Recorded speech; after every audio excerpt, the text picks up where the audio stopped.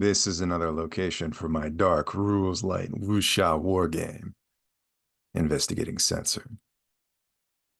The adventure is Seven Leopards, and this is the location of one of the Seven Leopards, specifically a place called Port Umber.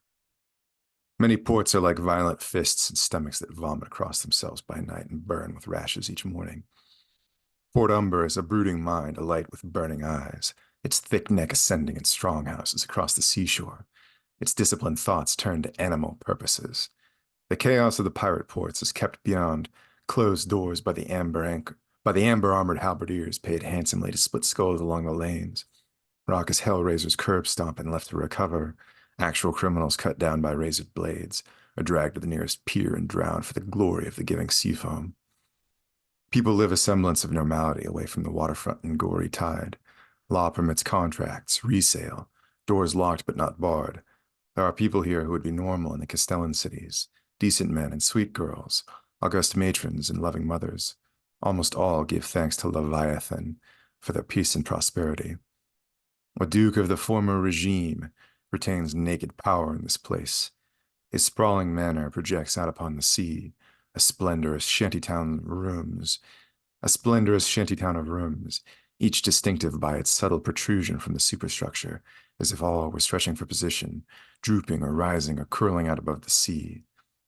His manor is conspicuous with tall windowed fest halls with vast murals, relatives in finery, dogs, swords, mustaches, tables ensuring no wasted space with bowmen watching them from cobblestone pillars built into the walls themselves, and from balconies to unknown places, supervisors of pork and wine. The eaves of his manor hold many hidden infiltrators, for they are the best proactive defense against rooftop killers. The Duke of the Pirate Quarter is cloaked in gold-hemmed olive sable, his hair drawn back, eyes practically gleaming red in the mind's eye, yet are a dull brown which merely radiates malevolence and power.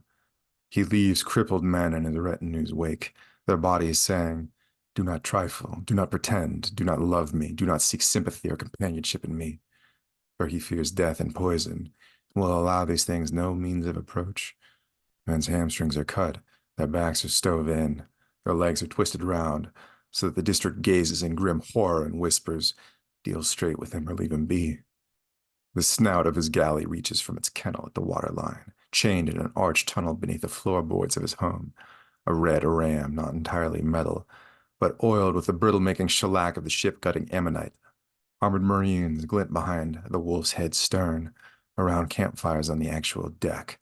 So proof is the Duke's ship against the weapons that burnt his son alive at sea.